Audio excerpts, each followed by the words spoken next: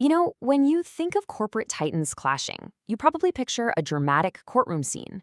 But in India, the biggest business battles often happen somewhere else entirely. So we're going to dive into these specialized arenas where huge corporate disputes get settled and figure out what it really takes to navigate this complex legal world. So where do these high-stakes corporate fights actually go down? Well, if you're thinking of a judge in a black robe with a gavel, that's really only a tiny part of the story. The real action, the stuff that shapes industries, often takes place in a whole different set of powerful specialized bodies. So think of this as our guided tour. First, we'll get the lay of the land, what's beyond the regular courtroom. Then we'll meet the guides, the people who can represent you.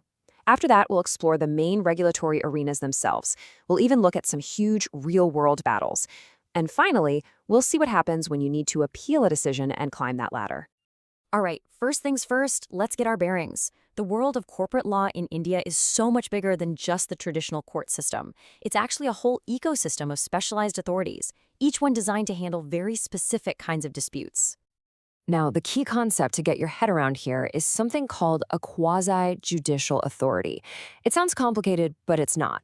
Basically, these aren't your typical courts. They're administrative bodies, but, and this is the important part, they have the power to act like courts. They can hold hearings, look at evidence, and make decisions that are legally binding, all within their specific industry. And this analogy?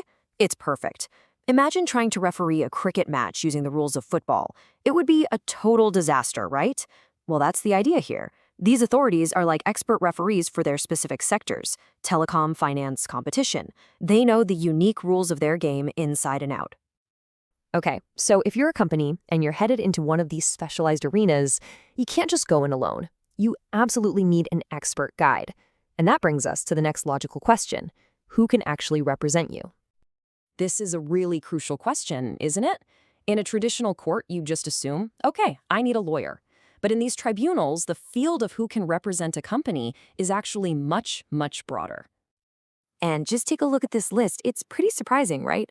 The Companies Act makes it clear it's not just for lawyers. You can have company secretaries, chartered accountants, cost accountants. Even an officer of the company can be authorized to argue the case. This really tells you something about the blend of deep legal and financial expertise that you need in these forums. And this is all grounded in a really important principle: the right to legal representation. This isn't just some nice-to-have rule, it's fundamental for getting a fair hearing. It's all about balancing the scales, especially when a company is going up against a powerful regulator. It makes sure their side of the story is actually heard, and heard effectively. Okay, so now we know who our guide can be. Let's actually go and explore the territories themselves.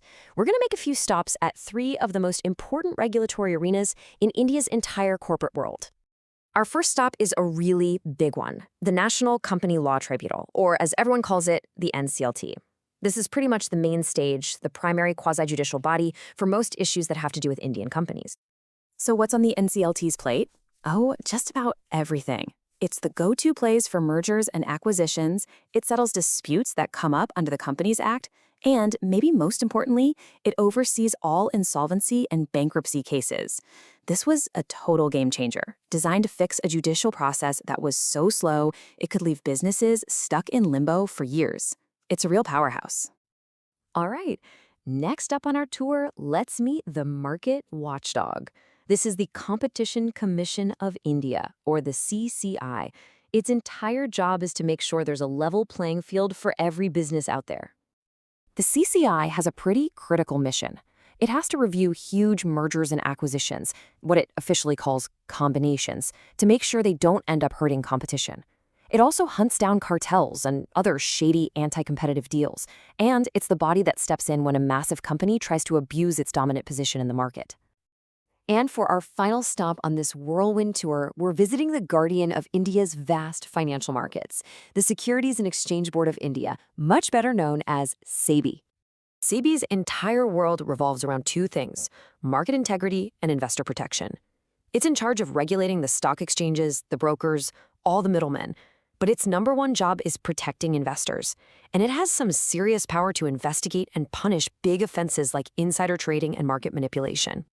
Okay, theory is one thing, but how does all this actually play out in the real world? Let's look at two massive landmark cases that really show these authorities in action and how they've literally shaped India's corporate landscape. First up, the absolute saga of SR Steel. This wasn't just any case. It was one of the first major tests of India's brand new insolvency and bankruptcy code, and the whole drama played out right inside the NCLT. I mean, this timeline just shows you how incredibly messy these things can get. SR Steel went into this process back in 2017 with a staggering debt of 54,000 crore rupees. This case became the ultimate litmus test for India's new bankruptcy law. What followed was a 2-year marathon of bidding wars, legal challenges, you name it. It proved the system could handle these unbelievably complex situations, even if it took going all the way to the Supreme Court to finally sort it out. Next, let's switch gears and look at a deal that completely reshaped India's e-commerce market: Walmart buying Flipkart. This was a classic case that landed squarely in the CCI's lap for review. This slide lays out the process so clearly. First, Walmart files notice for its massive $16 billion deal. Then, the CCI kicks off a deep dive investigation, looking at how this combination would impact the market, other competitors, and of course, consumers.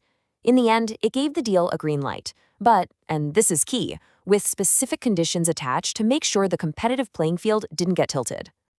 But what happens if a company gets a decision from the NCLT or the CCI and they just completely disagree with it?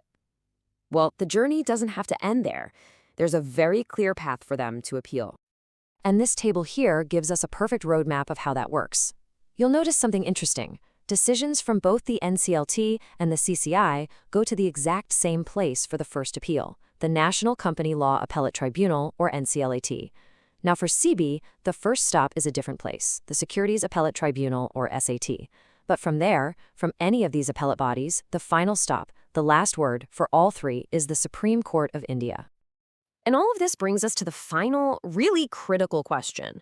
This whole system of specialized tribunals was created with a clear goal: to deliver faster, more expert justice.